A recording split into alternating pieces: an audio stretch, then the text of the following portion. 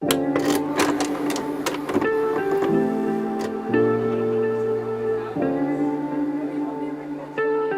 to Gabbin with Gavin. Gavin Clark is one of the co-owners of Vintage 905 and joins us. Hello, Gavin. Gavin Clark has been selling vintage clothing in downtown Whitby for over 3 years.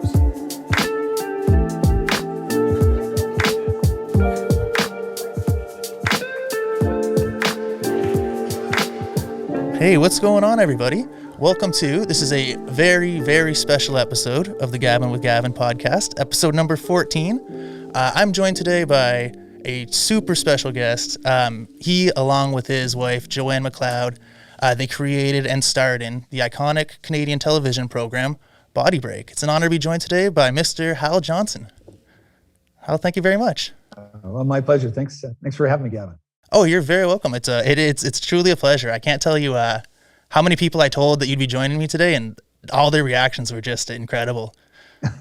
Oh, he's still alive. Oh, that's great. No, none of that. Everybody was just super excited. I've always been a big fan of yours, and I've learned a lot about you researching for this interview that I'm really excited to cover. I want to talk about your new YouTube channel. Of course, I want to talk about BodyBreak and all the events that led to it with TSN, Woodbine. I want to talk about the amazing race. But there's one thing I want to jump into right away, if that's okay with you. Sure. You had quite the amateur sports career before BodyBreak and everything like that. There's something I found in my research that I'd like you to confirm or deny. Hal Johnson, known a lot. Everybody knows that smile, that positive energy. I heard that you led the league multiple years in fights and penalty minutes. Is that true? Yes, I did. And it's not that I went and looked for it, but back then in the 70s, the using racial slurs was not unusual. And so pretty much every game, I had a racial slur thrown at me that I played. And so it was, I never went looking for it, but I sure enough finished most of them. So it was like I was a big kid. I was 6'3", and I was over 200 pounds when I was in grade 10. So it was, I couldn't understand why a guy, 5'8" and 160 pounds would come at me and start using racial slurs in front of the net. And it was like, okay, we're going to have to go at it now. And we did. And that's essentially why the only reason I fought. It was because of constantly getting racial taunts. And then you'd get them from the parents in the stands. Oh, so yeah. It wasn't unusual. I had parents in the parking lot come at me. And that's one of the reasons my mom never wanted to go to hockey games anymore because of that, because of the other parents and on the other team and them saying things and so forth. It's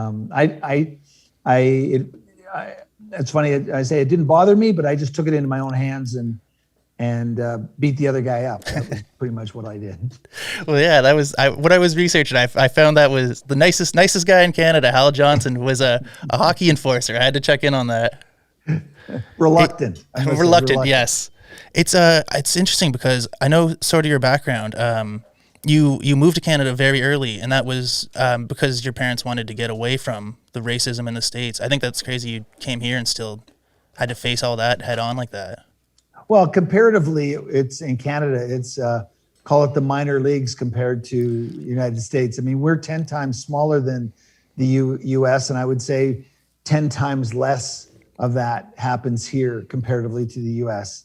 The U.S. is, and again, it's interesting with Trump and everything that's come out in the last, 5 years. It's he's really tore the Band-Aid off the scab that was always there. So the U.S. is really bad. Canada has a long way to go to be a perfect society, but things have certainly changed here for the positive over the years. And I'm not. I don't think I think there's still a long way to go to make it a better place. Absolutely. Let me ask you, as somebody who has overcome so many challenges and really been successful, what sort of things do you do to keep a positive mindset when you face these sort of incredible challenges that have been in your path? Well, one of the things that I look at, I don't think of it as such an incredible challenge. This is it's funny because I like to play poker, and sometimes you're dealt a pair of aces and you lose, and sometimes you're dealt a pair of twos and you win, or an ace seven and you win, and you go, is it your skill? Is it luck? And so this is the cards I've been dealt, and I look at it that how do I play the hand? And that's more or less. And the fact is, first of all, we've been fortunate enough and lucky enough to live in a country like Canada. Mm-hmm. And so you imagine if you're living in Mexico or you're living in, Uruguay or Afghanistan or some other place like that, the deck is really stacked against you in that regard. So I look at that overcoming. I never looked at it that way. It was like, here's what you're set up. Everyone is set up with challenges. Is how do you deal with those challenges? Do you and you become a victim of your situation? Oh, woe is me. I never felt that way. I never ever felt like a victim, and I still don't. I just go, here's what's in front of me. Here's how I get around it. Here's how I try to be successful with whatever activity or endeavor that I get into. So, and you try to make changes in a positive way, but it really is like when people say, my life is really hard. Well, imagine living in Iraq, or Syria or some other Absolutely. Place that you're being bombed, or in Gaza. I mean, that's why I look at it and say, this isn't that tough, relatively speaking. I hope some people hear that and can use that, because we always see you with the big smile and being so positive. So that's great, and hopefully, especially during these weird times where people may be down, I hope that's something people can take and use. Yeah, I hope so. I'd like to touch on some of those challenges that you've faced over your career and that you've positively overcome. You have to, with your amateur sports career, you were super knowledgeable on sports. You obviously have a great personality, very likable. You wanted to become a sports broadcaster. Yeah, I wanted to, get into that field because I loved athletics and sports. So I went to TSN after doing several interviews with them, and then doing a test with them. They liked what they saw. They hired me. Jack Hutchison hired me that day, and but a few hours later, he had to call and say that the higher ups didn't want me because they already had had Mark Jones, who is now with ESPN, and his brother Paul Jones is with Sportsnet. He does the NBA broadcasts. Is that they already had him? They didn't need another one. They didn't think the Canadian public was ready for that. And so I moved disappointed, but I moved on. And I think that's one of the big things is that, you can't dwell in things that happen to you in a negative way. You have to literally move on and let it go. And I think the unfortunate thing about today in the Twitter sphere and all the social media stuff is that we don't let it go. We hang on to that, whatever that might be, that negativity that we will face because you don't let it go. So I let it go and literally just moved on. It's very, very inspirational to hear that, because you are very much a you use these problems as opportunities, and like when one door closes, a window opens kind of thing. Because after being turned down from SportsCenter after receiving the job and being told that they didn't need another black reporter, which is insane to think of today, right after that is when you met Joanne. Is that correct? BodyBreak with Hal Johnson and Joanne McLeod.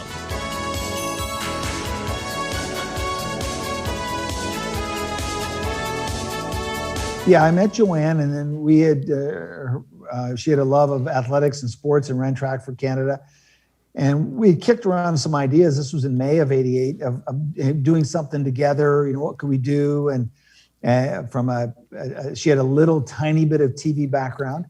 And then on June 8th of 88 was the epiphany kind of idea that I had because of what happened at Woodbine Racetrack, where they didn't want me to, during a commercial, stand next to a white young lady.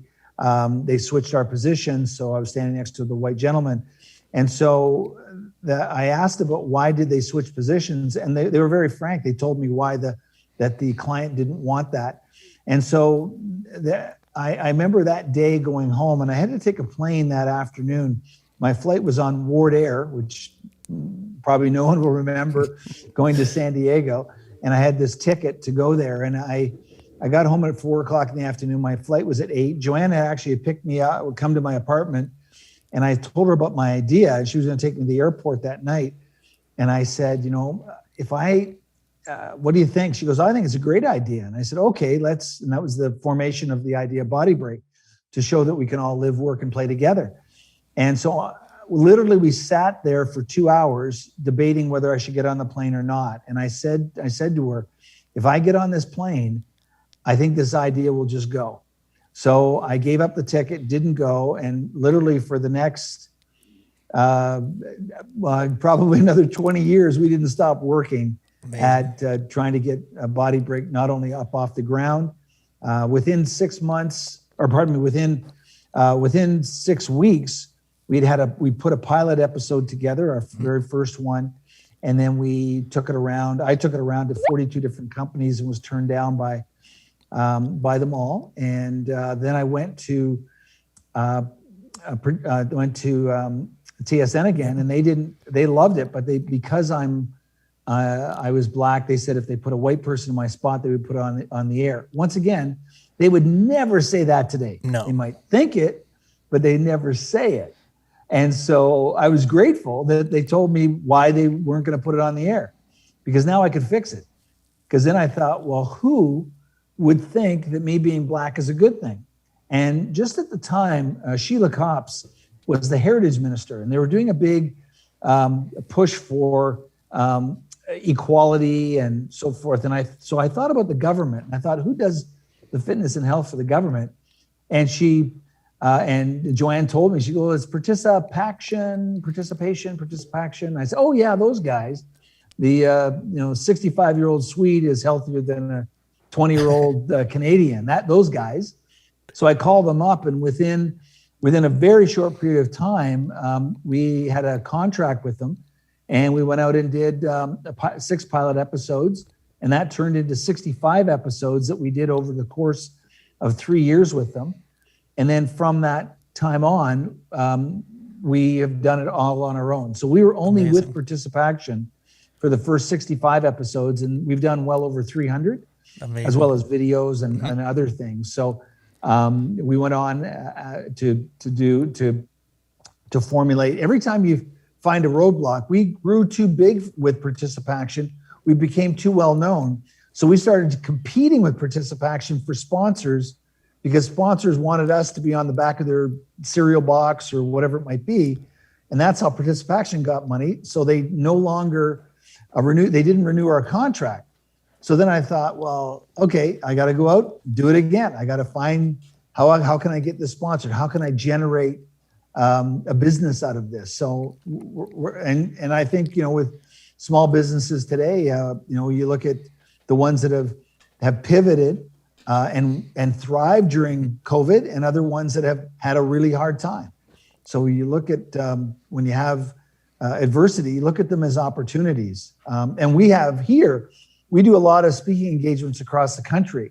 And so we had about 20 speaking engagements in March, April, May that were canceled of last year. And so what I thought, well, how can I pivot? So within about 2 months, last May, I set up this studio here. Beautiful. And so now we've done, I don't know the number of presentations right from our studio. And it's a gym, which is appropriate. But we also have an 8-camera setup here where we can have 8 cameras clicking on different things at any one point in time to go to. We've got one down at the house, so we can, if we're doing a kitchen scene, if we're doing something outside, we can go to that. And we can make a television show as a presentation. And so companies are coming to us and wanting these Zoom presentations, but we can do it like it's a television show. That's amazing. It's very cool to see BodyBreak evolving with the times, and I love your new YouTube channel. I mean, it's not brand new. I know you guys have had it for a little bit now. It's got all the classic old clips. I love the behind the scenes where you guys break down, where you guys talk about the older 90-second spots and stuff like that. Yes, for anybody watching who misses the old BodyBreak segments, make sure you check them out on YouTube. All the classics are there. Yeah. Well, I think right now we've got released about 120. We still Okay. have about close to 200 more that we're going to be releasing week by week, as well as 39 half-hour shows that we did for the Life Network. We're going to be doing those as well, releasing those on our YouTube channel, one a week type of thing. So Awesome. we'll be doing that shortly. Very cool. It's awesome to see all the new content coming out. I just want to go back just a little bit here, where you were talking about the origins of BodyBreak and that. And I know I've touched on this, and you said like you just don't see challenges, you see opportunities. It must have gotten to you at some point though, when you'd been turned down by 42 stations, went back to TSN, they asked you to recast yourself. Like I know you powered through it, but what during those like really, really tough points, was there any doubt, or did you just fully believe in the show? And I guess having Joanna's support probably helped out a lot. Could you just kind of talk about that? Sure. Again, it's just the way I'm made up, and maybe it's my baseball background. When you play baseball, if you hit 300, you're a superstar. Yeah. You hit the ball 3 out of 10 times, you're a super. So 7 out of 10 times you're going to miss the ball. You're going to get out in some respect. So that's kind of my attitude with things, is that I never do anything right the first time. It's always going to take me a couple of times to get it. And also the fact, prior to BodyBreak, I sold computer systems for 8 years. So I was used to rejection. So when you're used to people saying no to you, and yet the biggest thing was I knew this would work. Mm-hmm. I told Joanne on June 8th of 88, I said, I have this idea that's going to change our lives. And she looked at me, oh, really? I said, yes, this will change your life. I was so convinced that it would work.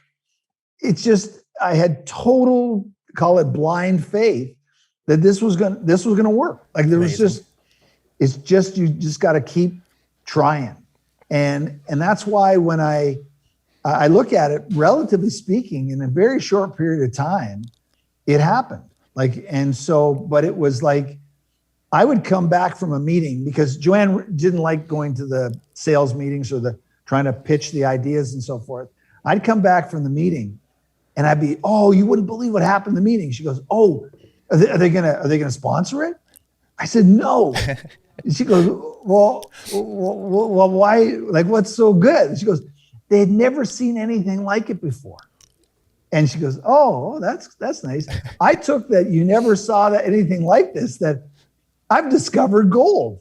Like, it was like, I was so pumped and excited about it all the time that I was absolutely never discouraged. Maybe I was naive and stupid, but I was never discouraged. And one of the things now, and I have to kind of check myself when I get asked, people will ask me about different things that they're going and trying to do and endeavor in, and they'll ask my opinion on it. I have to make sure that I don't take the old guys' experiences and push them into someone's got a new exciting idea and give them all the negatives that could, watch this landmine, watch that landmine. Well, all of these different things. Don't be the Debbie Downer of it. And that's one of the things that I did. I didn't associate with myself with anyone during that time that was negative. I only associated with, I knew certain people are positive people. And so I know my buddy Chris and Richard Owen, I like those guys. I told them the ideas and they go, oh man, that sounds great idea. It sounds like a great idea. I told my dad thinks everything I do is great. And he's always thought that. So I knew he had no idea what I was talking about, but I knew he'd say, it's going to work. No question. Now my mom, she is, if you gave her $1 million, she'd be saying, the taxes, you know? And so it's like, you kind of go, I stayed away from talking to her during that time because I go, it's going to be negative. And I just go, and she said, why did you quit your computer job? It's such a good job, all of those things. I don't want to hear it. And so I think one of the takeaways is that, associate yourself with people that can push you and can help you, support you to what your dream is. And so when I've talked to kids in schools and things like that, I'll ask, I said, what do you want to be when you grow up? And somebody will put, I want to be a hockey player, and somebody would laugh. And I'd say, and it would be a buddy next to him. I want to play in the NHL or something. And a buddy next to him would laugh. And I'd say, is this your friend? Yeah. I said, well, get rid of him. He's not your friend. If he's laughing at you that you can't do it. And what happens most of the time, I feel, is people don't think you can do it because they can't do it. They don't believe that they can do it. So they transpose their energy and their negativity and their lack of thinking that they can do it onto you. And then you have to carry their baggage because they say, oh, yeah, I don't think I can do it. So only surround yourself with people that will help you into what your dreams are. Amazing. This is a terrific advice, and this is I'm very this is an honor having you on. I hope everybody taking this in is really soaking up the knowledge here. Let's talk back. So you and Joanne, I read you guys basically put your last of your money in to shoot the pilot. It was the first episode I believe I saw on the YouTube. The very first segment was the biking clip with the tricep kickbacks. That was the pilot? That was the pilot episode. Yeah. Awesome. So when you started shooting, was it how did things go? Was it smooth? Was it as you planned? Were there obstacles? How was the first few episodes? Yeah, I mean, I had a little bit of knowledge of television. I would say un petit. I took a 2-week course at Ryerson. Okay. In the month of May, they had a TV and radio course. So I took that. I was really lucky, and that was the thing, is that we worked incredibly hard, but we were really lucky. I had a friend of mine who I had met through another person who became a friend, a gentleman by the name of Dave Clark.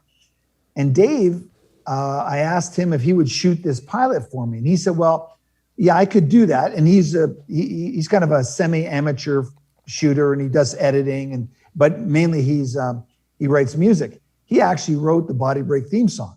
He's written all of the music for BodyBreak. Oh, the iconic theme song. But Dave turned me on to a guy named Phil Kawasoe. And Phil actually shot my audition tape for TSN to submit to them. So I asked Phil, I said, "Phil, could you shoot this thing we want to do?" And he said, "Well, here, I'll turn you on. I'll do the audio," because Phil is mainly an audio guy. And Phil said, "But I'll have the guy I work with mostly, who's a pro shooter, a guy named Claude Garapi." So Claude Garapi was our shooter for 16, 17 years. And Claude really was the one who we just took his direction. We had an idea of what we were going to do. He set the shot, set the framing, said, "Come in this way, do this."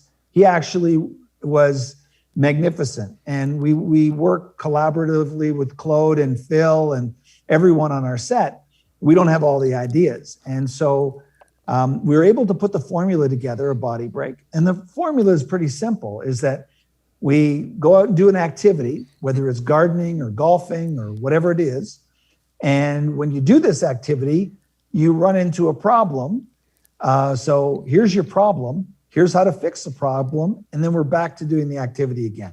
So that was the formula of a BodyBreak. And Claude, on that same day that we shot the first episode of the cycling, he said, "Well, we need B-roll shots, and we got some extra at the time B-roll. What's that? Oh, it's those extra shots you need." And I was okay. We get some B-roll shots, and he says, "I want you to ride by me like you're zooming away from me. So I want you to be really close to the camera, and we're on a hill, and we were zooming right by him."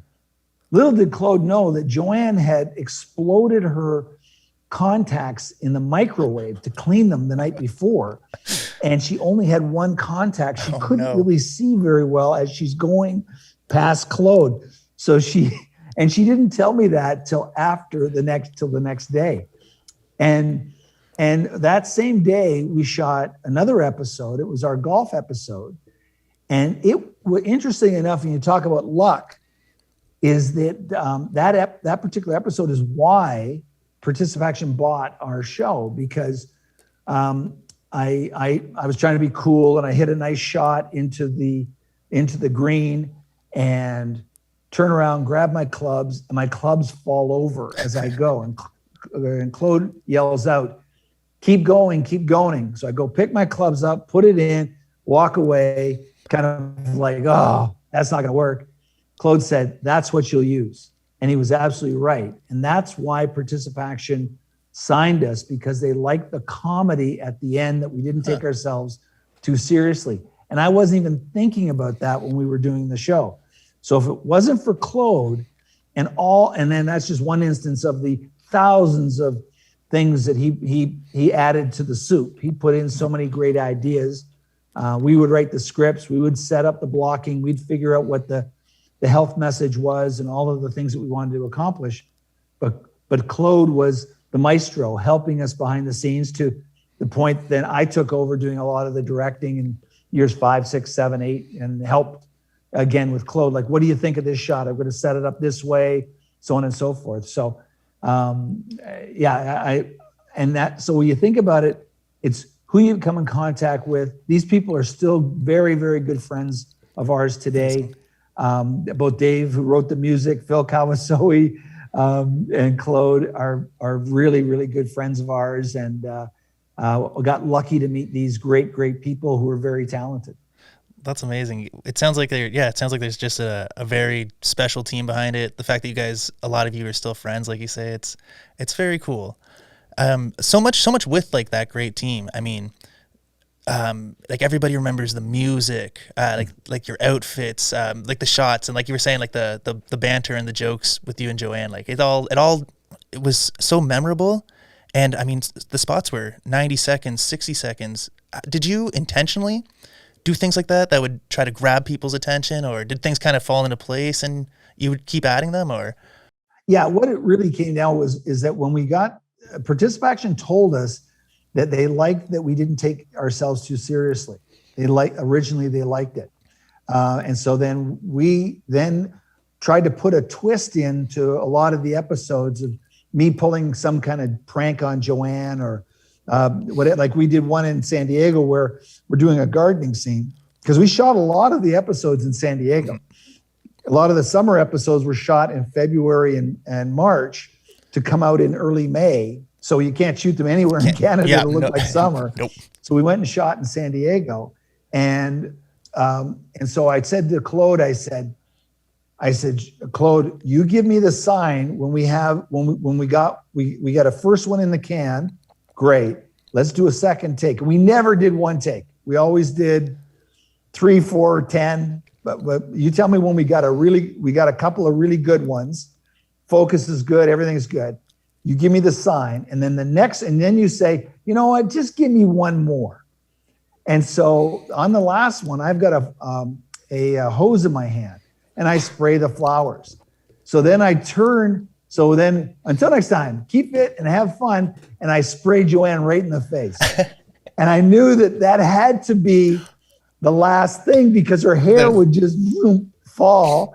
And that was it. That was the wrap for the day. So I pulled things on Joanne that she wasn't expecting. So she chased me around the house, and that's actually in the show, because she chased me around the house. But Claude was ready for the shot. Joanne wasn't ready for it. That's fantastic. We'll have to get that clip up on here. We'll edit it into the podcast. Let me ask you though, did Joanne ever play any pranks back on you?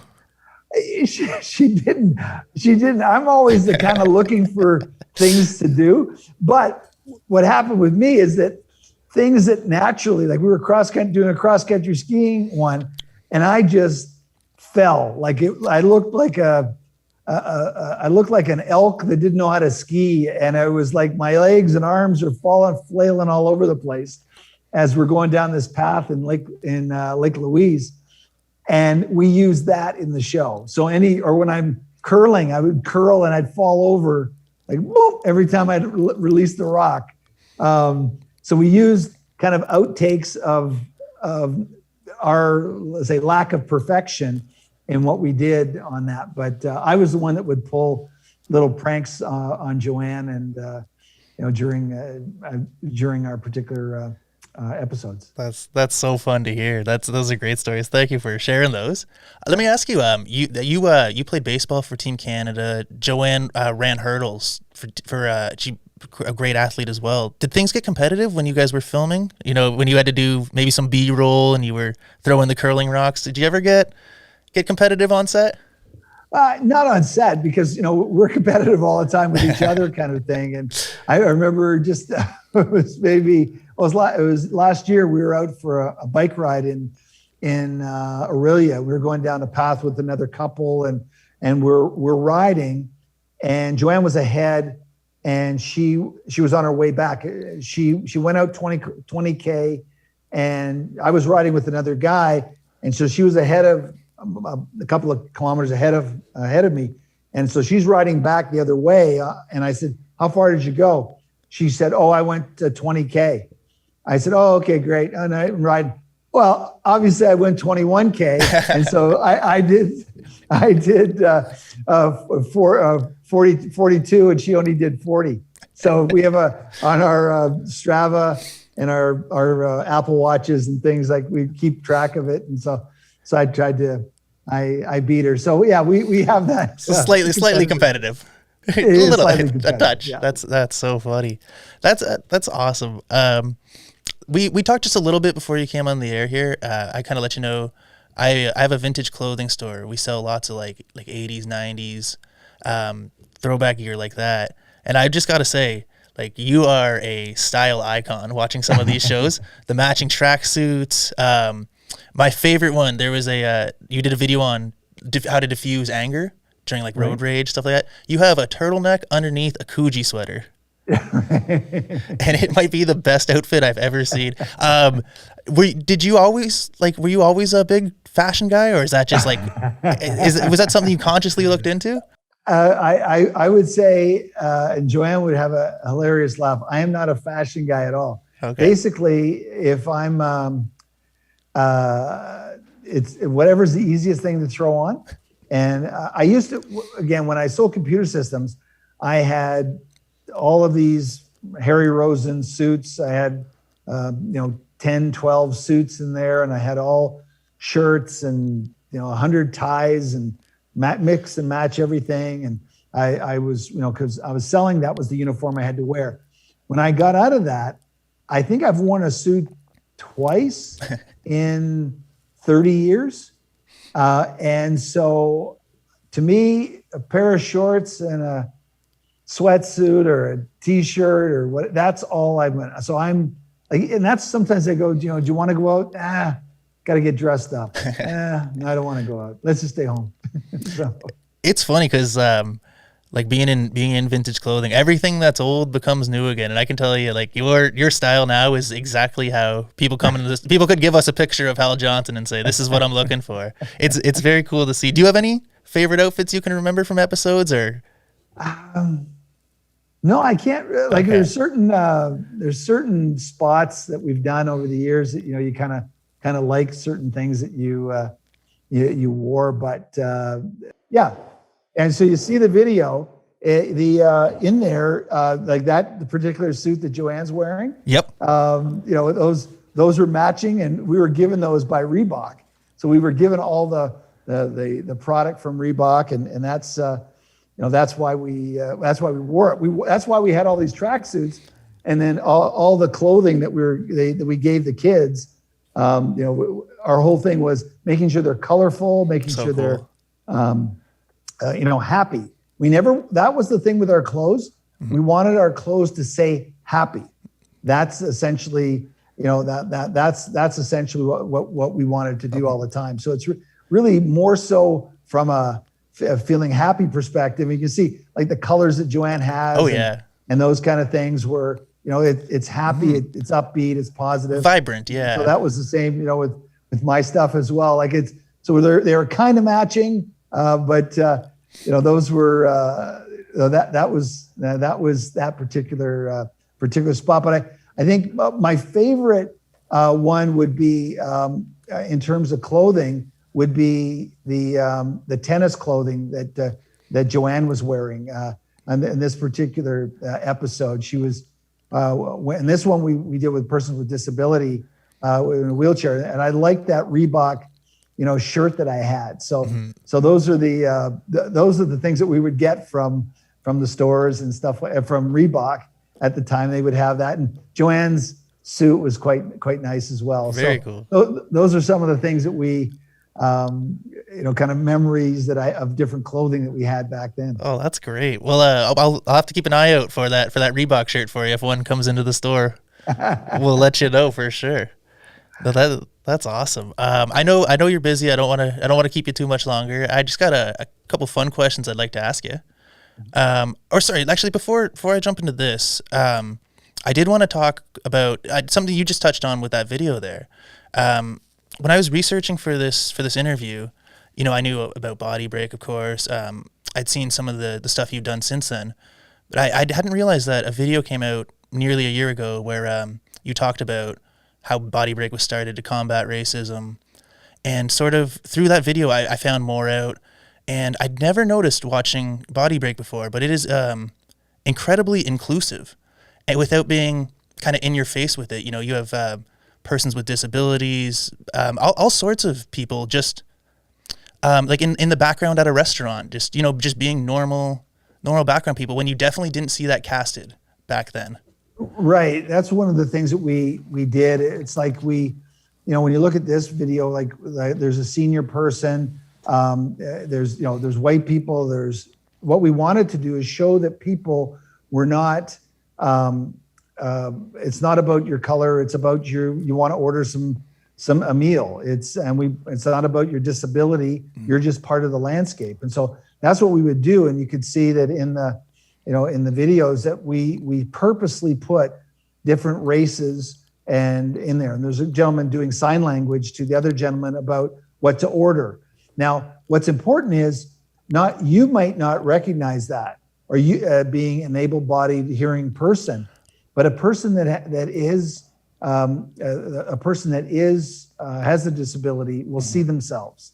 And so that's what I was trying to do is I was trying to show the person at home, whether their race, whether they have a disability, that to be inclusive, that they're part of the landscape, that they're part of today's society. And that's really what I wanted to try to achieve by the show. And Joanne and I went to we thought it was just normal to do those kind of things, but not everybody does them. No, I think that's incredible to hear, just how you guys thought it was normal. But really, looking back now, I mean, when you see things today, lots of corporations in that, like it's Pride Month right now. They'll do stuff like that, but they weren't doing it in the 80s and the 90s. And I think looking back, it's pretty incredible what you guys did, and just to make it such a completely normal part of your show. And I think people maybe don't recognize that. And I guess thank you. It's very, very brave of you guys, and you guys did a great thing. Well, we just think it was the right thing to do. It was just what you had, normal in a sense for us to do that. We didn't think of it as being groundbreaking or anything like that, or something that it was just something that was important to do and was important to showcase everyone regardless of their ethnic background, regardless of their disability. One of the things, for example, we had a BodyBreak line of product, and you can see that with those little icons that we had. When I went into the first meeting, all of those icons with the marketing company, all of the icons were white people, and they were young people between the ages of 20 and 40, and they had no one with disabilities. So what I asked them, are we selling these products only to people with that are between 20 and 40 and only that are white? And they said, oh, no. And then I said, well, come back with something better. And so this is what we got. We got, you know, person with disability. We got actually my dad is there in the one shot on the far side. My mom is on the other side holding the grandchild. So those are the things that we put in because we controlled the narrative, because we're the ones who could do it. We said, this is what we want. We want diverse people on our products. We want diverse people, obviously, that we had had on our shows. Very, very cool. I think like you touched on before, I think that's so impressive because, like you're saying, maybe for like an able-bodied person or a person who doesn't speak sign, like it would be amazing for somebody to be represented when they're not used to it. So very cool, you guys. And I really enjoyed like that you just thought it was a normal thing to do. And I think if a lot more people had that attitude, things would be a lot better. And I think it's awesome. So thank you. Yeah. Let's do a couple of fun questions to wind down here. And I'd like to know a little bit about your experience on Amazing Race Canada. You and Joanne were season 1 competitors. We were on season 1, and the Amazing Race is really a crazy time, and it was incredible to be on that. It was so stressful. It started off in Niagara Falls, and you're under immense stress. We trained really, really hard for it, but then we got so keyed up for it that Joanne was trying to get into the car on the first time that we grabbed our bags trying to get in the car. She didn't realize it was a 4-door. She thought it was only a 2-door. So she got so caught up with it, everything is, and that's where stress can just go blow your mind, right? So it was certainly an experience for us, and we really enjoyed it immensely. And we'd always put out that, or thought about, if they have we never called them all stars because it's kind of the all losers show. If they bring us back, would we go back? And we tossed it back and forth. Maybe we would, maybe we wouldn't. So we're not sure, but it was. I would recommend when it comes back, everyone to apply, because it is certainly an adventure of a lifetime. Amazing. And that's a project you're kind of continuing with, right? There's going to be a podcast you do around Amazing Race. Well, we're thinking about doing something, interviewing winners, doing some things and putting it up on YouTube, or not winners, just interviewing different amazing racers from around the world. Cool. It's just a matter of I've got to kind of get off my butt, and because I want to go out and golf, hike, kayak, play hockey in the winter. There's so many things that I just want to play, and so all these other projects. I go, yeah, I'll get to it when when it's really raining for like a massive number of days and I can't get to it. So it's really a matter of me getting around to it. Very cool. You're a big fan of The Amazing Race. I know you're obviously very active. I wouldn't imagine you watch a ton of TV, but is there any movies, shows that are favorites of yours? Anything you kind of lock into? Well, right now I'm really enjoying Formula One on Netflix. Oh, cool. I use that when I'm on the treadmill and elliptical and the bike training, and watching the Formula One series, on all the behind the scenes of Formula. And I'm not even a race fan, but Joanne wants to go to the next Formula One race in Montreal because she now knows all the drivers and everything. She loves it as well. She kind of turned me on to that. So we're watching. I watch Formula One quite a bit. So that's quite. And I watch the Jays. Quite a bit as well. But and. I'm unfortunately I watch a lot of news, and I shouldn't watch as much negativity like that. But I like to stay informed. Stay informed, yeah. Well, I mean, you seem like the kind of guy who can filter out the negativity and take just the news in. So that's good to hear. Let me ask you, if it wasn't for BodyBreak, what do you think you would be doing? I think I'd be. I think everything would turn out okay. I don't know what I would be doing, but I would have found a way because it's just I don't know. I just have an attitude that you can make something happen, and I think that's the thing is that you have to realize that you just can't sit back. You have to always go out and make it happen. And when things have come to us, it's like, oh, that's kind of fun. Most things we have to go out and make happen still today.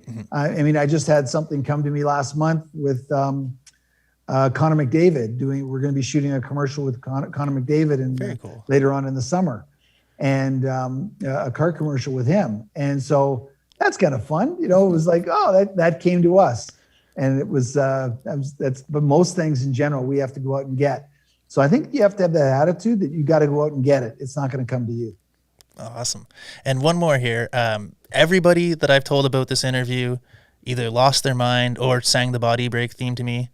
What do you think it is that after all these years, a show that started with 90-second spots in the 80s, how do you feel about the just lasting impact that you've had, and why do you think you've touched so many people's lives? Well, I really think it's timing and luck. I mean, I can't, I just can't go around patting myself on the back. We worked hard, we did our, but we got really lucky, and the timing was right. I met some great people. Dave Clark, as I mentioned, wrote the music for BodyBreak, and everybody says that. They go, oh, they got that BodyBreak in their head. Mm-hmm. And it was like, I went to Dave and I sat down with him as he was composing it. And he said, okay, what are you looking for? What kind of feel? I said, my favorite song that makes me feel good and I want to get out and move is September by Earth, Wind and Fire. Yes. And that's the song that I want to project. Like, can you take some of the horns, some of the messaging from that song and put it into a BodyBreak theme song? And he did that. And so that was something that, Dave put together. We came back and forth, would listen to it. It took us about a month to come up with the theme song, and went back, and we thought at first it was too slow, a number of beats per second, 120, and then went up to 130, ended up around 160. And we did several renditions of the theme. So having the theme song, and Dave told me when we were doing the opening of BodyBreak, he goes, because we were going to say, well, we should say participation with, and BodyBreak with participation. And Dave said to me, he goes, no, don't do that.